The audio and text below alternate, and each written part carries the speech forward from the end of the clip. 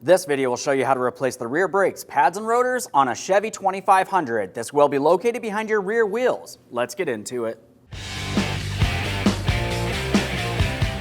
Okay friend, let's get started on our job. The first thing we have to do is safely raise and support the rear of the vehicle so the rear wheel's off the ground. Once you've done that, if you have a center cover, go ahead and remove that first. We'll be using a 22mm to loosen each one of these plastic caps, then we can remove the cover. After that, you're going to remove all 8 of your 22mm lug nuts and then the wheel.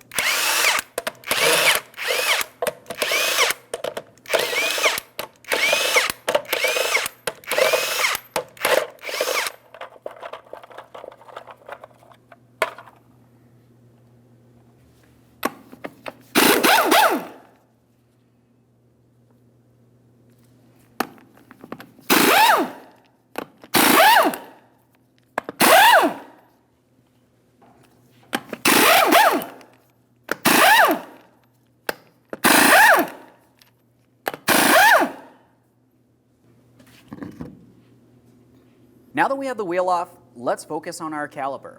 Now, as far as the caliper is concerned, the first thing we have to do with this is carefully push back our caliper piston. This can be done simply by using a small pry bar directly in this area. Now for this, I'm going to be pressing up against my caliper and also up against my brake rotor deep inside here. I'm going to gently start prying. We only need to find a little bit of movement from the caliper. Now that we do have some movement, let's continue on with removing the caliper and bracket from this area. Now looking along the back side here, we're going to remove our 2 18mm headed mounting bolts holding the caliper and bracket in place. We can see one right up along the top here. The second one's located just below it. We're going to start with the top bolt first. Fully remove it, just a quick inspection, and we'll start it back in a couple threads. I'm going to use a long wrench to help break this free.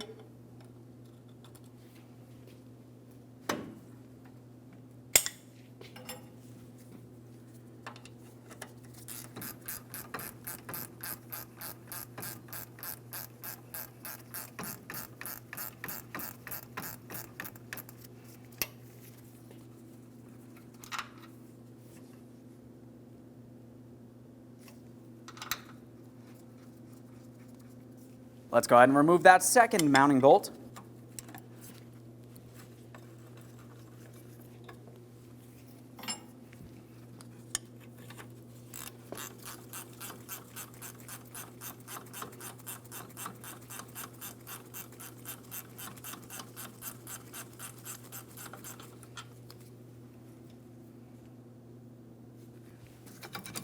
Now we can take hold of that caliper. We're going to carefully remove that mounting bolt while holding onto it. We've already inspected that bolt.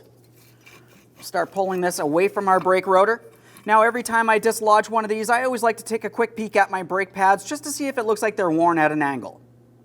We'll set this aside for now.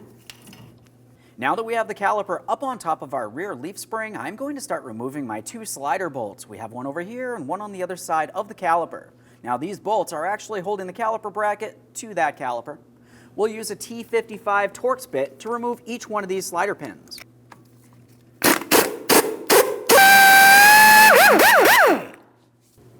Now we can remove that slider pin.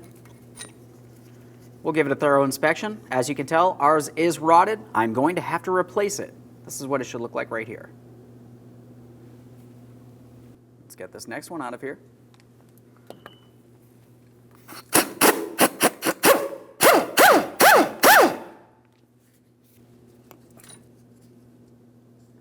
That one looks a little bit better, but we're still going to replace it as well. Now we should be able to take hold of that bracket. While holding onto the caliper, we're going to start removing the caliper bracket with our brake pads here. Let's make sure the caliper does not fall. We'll start removing those brake pads. As far as the brake pads, typically you can just slide those right out of place. We'll go in one direction or the other. Just a quick inspection. We're going to set them aside for recycling. We'll have to clean this bracket. For now, let's go ahead and set it aside. Now let's look at this portion of the caliper. We can see our 2 caliper pistons and their corresponding dust boots. Now if you see any fluid coming from around this area, you're going to have to replace the caliper. Before going any further, let's make sure we compress both of our caliper pistons. When we do this, we want to press them both in at the same time. Now, if you were to use a caliper compression tool and you come in one piston, you're going to find that the other side will go out as you compress the other one. So for this, I'm going to be using one of my original brake pads. We can rest it right on here. If you're using a typical caliper compression tool, you can go right in the center. Otherwise, if you have the specialty tool, you can use that as well.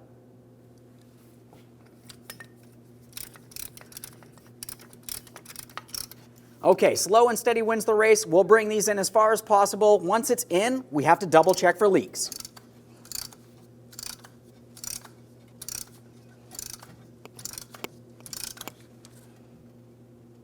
Okay.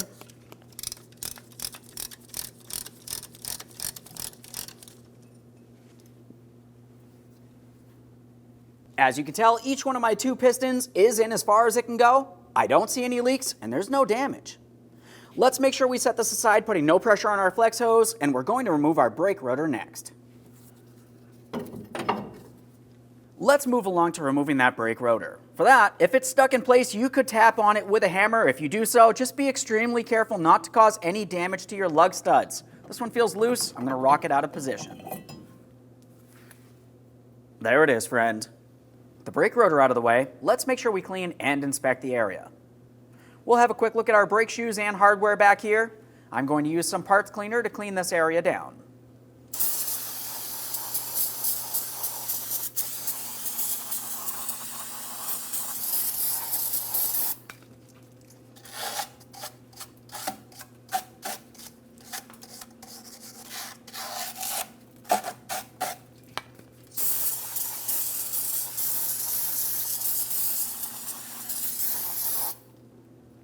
Now let's focus on our caliper bracket. Typically, when you have your caliper bracket off of the vehicle, you're still going to have your slider pin boots attached to the bracket itself. On this application, you can see that one of our caliper slider boots is damaged. So it has to be replaced. Otherwise, if yours are still in good usable order, you just want to make sure you clean inside of each of the two ports. Now, since mine does have to be replaced, I'm going to continue on with the removal and replacement of it. If yours is in good condition, you can skip this step. Just going to come right along this area. There's a small edge I can grab onto.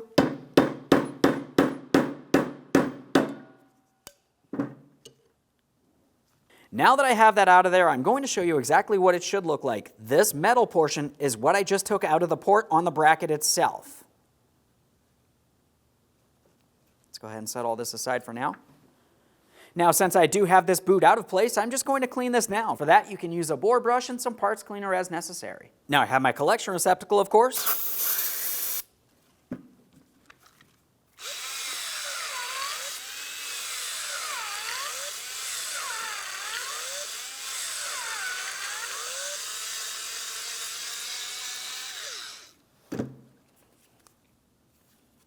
Just a quick rinse here. Remove any miscellaneous debris. A thorough inspection of that looks good. Let's continue on. Now at this point, I can lift the bracket, and I'm going to install my caliper slider boot. For this, we need to align it. What you're going to find is we have to drive this in by pressing along the outer flange area. So I'm going to use an 18mm socket. We'll carefully squeeze the boot so it fits inside of the socket, but the socket itself is going to hit up against the flange. And then we'll continue on by driving it into position using a hammer as necessary.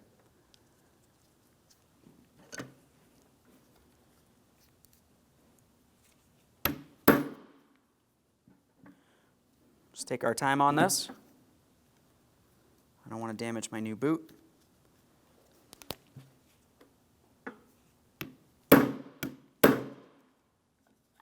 Looks like we're getting close. We want to be completely bottomed out, of course.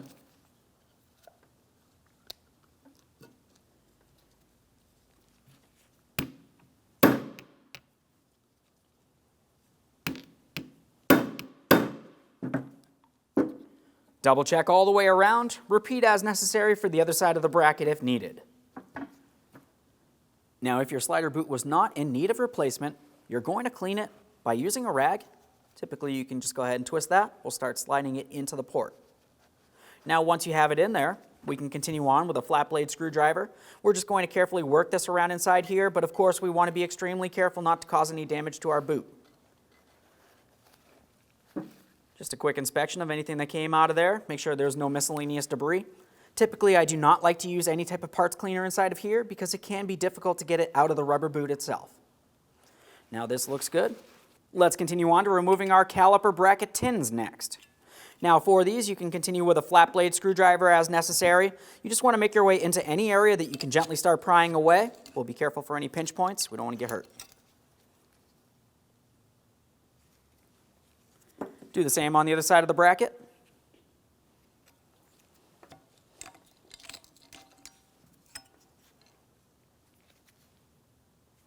With those tins out of place, let's make sure we clean both sides of the bracket where the new tins will sit. You can use some sandpaper, a wire brush, whatever you have.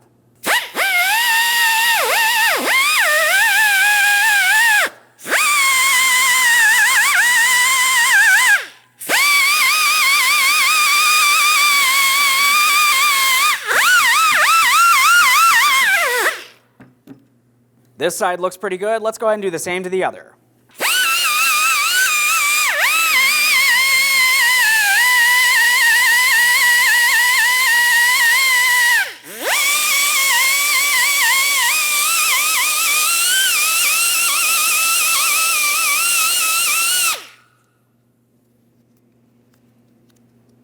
At this point, I've cleaned both sides of the bracket, so let's continue on with some high temperature caliper lubricant. We're going to lubricate the entire area that we just finished cleaning. This is going to help with vibration dampening, noise reduction, and keep some moisture away from here so we don't get rust or rot. Just a thin coat should do. Now that I have that lubricated, there's one thing that I want to point out on this. If we were looking at it, you're going to find that the area with the caliper slider boot is a little bit thicker along here than it is along the outer side. Now that I have that lubricated, you just want to pay attention to the bracket itself. You're going to find that one area is a little larger than the other, so we need to make sure we find the corresponding tin for that. You can see this is larger, a little smaller here. We're going to line this up and press it onto the bracket. Once you feel as though you have it pressed on there as far as possible, just go ahead and give it a wiggle, make sure it's properly secured, and then of course repeat the process for the other side of the bracket.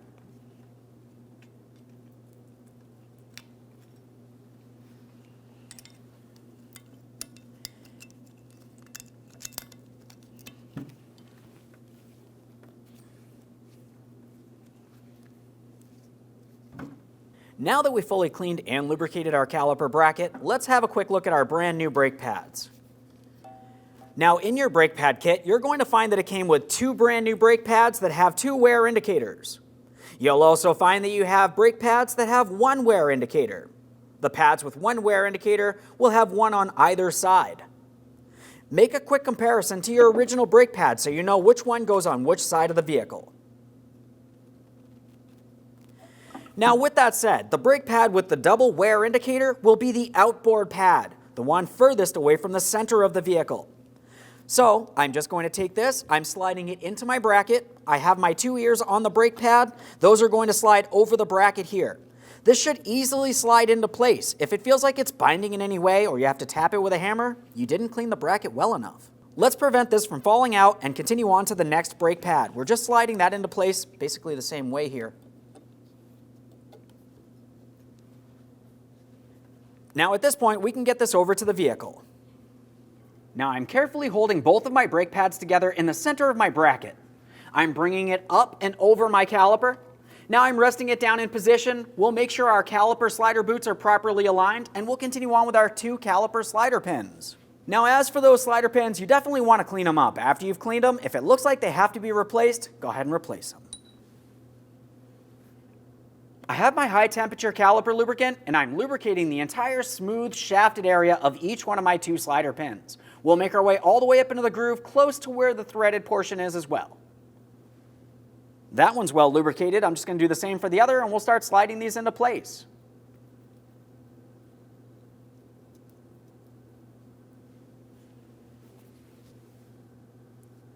As I bring this in, you can see it going into the boot there. Just help it past, or start that in by hand. Do the same for the other.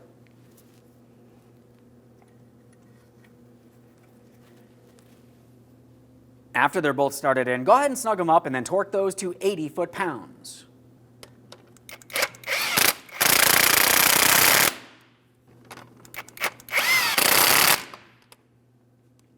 Now to be able to torque this, we want to prevent the caliper from moving on us. I'm going to use a pry bar. Making my way deep down into the center area here, we can see that small slot.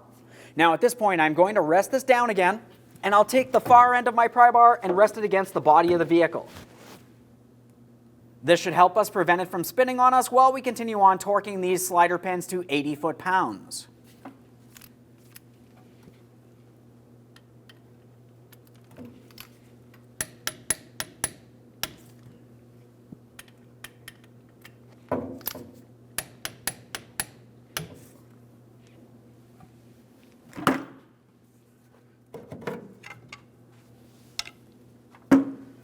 Let's double check to make sure each of our 2 mounting bolts are clean. We'll apply some red thread locker and get ready to install that caliper next. When we go to bring the caliper in position, we need to pay attention to our flex hose. As we bring this down, we want to confirm we don't twist it like a corkscrew, restricting any brake fluid making its way down to the caliper.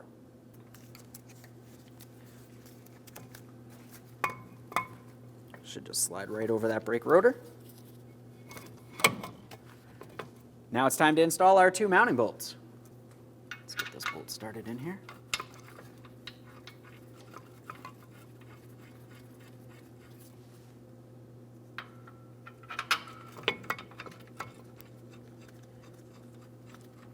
They're started in, let's snug them up. The torque for these will be 148 foot-pounds.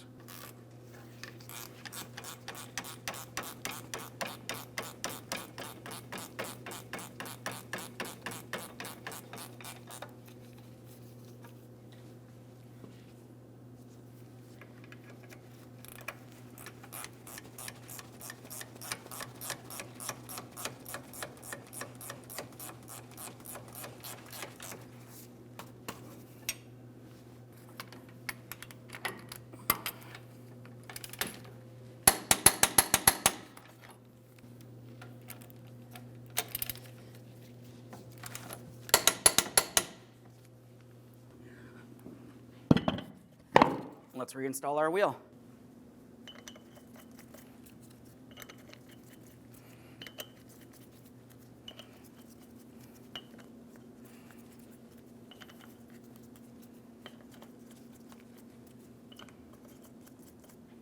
Now that I have all lug nuts started on, I'm going to lightly bottom them out. We'll get the wheel safely back down on the ground and then torque each of these to 140 foot-pounds.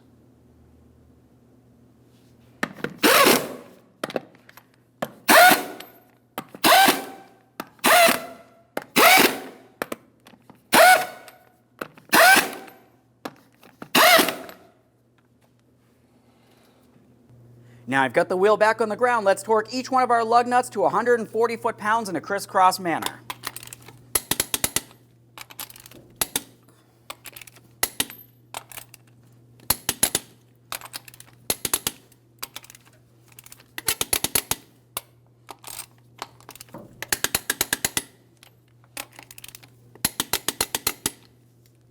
Torqued. If you have a center cover, install that now. For the center cover, we'll just get this in place. We're using our 22mm to lightly bottom out each one of our plastic caps.